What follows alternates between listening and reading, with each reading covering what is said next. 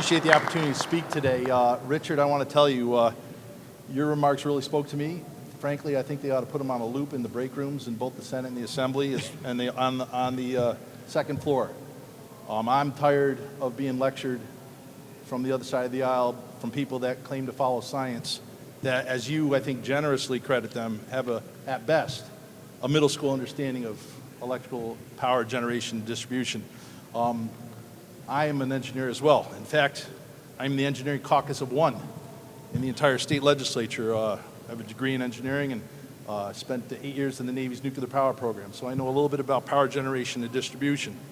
And your analysis and your math, it's not complicated math, but it's very true, and it should be an eye-opener for anyone that's seriously looking at this issue. Governor Hochul has proposed a cap and invest program, which is $1 billion tax on all businesses.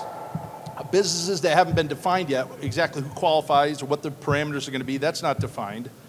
2/3 of this revenue is going to go presumably to the general fund because it's also not defined what we're doing with this $1 billion, but it's $1 billion in her budget.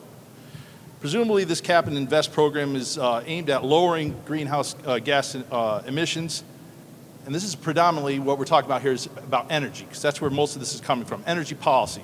To emit less gases, you're going to need to do one of two things. You're either going to need to consume less, which is going to drive people and economic activity outside of the state, or you're going to have to transition to some sort of cleaner energy. And unfortunately for our friends on the other side of the aisle, that's where the discussion stops. They say, we take option B, we're going to have cleaner energy, and that's it. That's your middle school analysis that's been brought to this problem.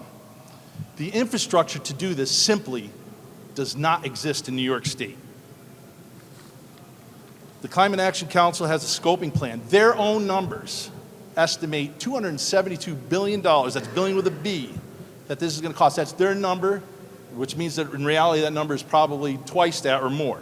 $20,000 to $40,000 a year to retrofit homes to go to an electric. That's 1 to 2 million homes, and we're going to do all this by 2030. So in the next 6 years, there's enough labor, there's enough materials, there's enough time and money in the pockets of 1 to 2 million homeowners to retrofit their houses. Not to mention millions and millions of gas vehicles that aren't going to be allowed on the roads by 2035. And at the same time, the proposal is to abandon tens of billions of dollars of usable, still valid infrastructure that's already in place in the ground serving our needs. We're going to walk away, and somebody's going to pay for that. We're going to walk away from billions of dollars of other alternatives that are currently in use. We're going to build an all-new infrastructure. Now, anyone that's ever spent 10 minutes in government, and a lot of us have local government experience, we're very familiar with projects like these, but in 6 years we're going to get there at $272 billion. We're going to design, we're going to acquire property, we're going to get through eminent domain processes and NIMBY protests. We're going to have a perfect supply chain. We're not going to have a labor shortage because we've got plenty of labor sitting around right now looking for stuff to do. We're going to increase energy costs, and we are going to lose businesses, we're going to lose tax revenue, and we're going to lose people to other states. And what are we talking about? What is the needle that we're proposing, that the governor and the other side of the aisle is proposing here? 0.4% of the planet's global emissions. One of the other speakers says, well, what do we got, a bubble over top of New York State? If we eliminated our 0.4%, does that move the needle on the atmosphere? Clearly not. So why are we doing this? So the stated goal is this is going to be better for the environment. I'm not sure 0.4% is going to move the needle. We covered that. All right, well, when you start pressing on the other side of the aisle, how do you defend that? Well, the next thing that comes out of their mouth is, well, you know what, we're going to lead, though. We're going to do it because it's the right thing to do, and if we do it, others will follow.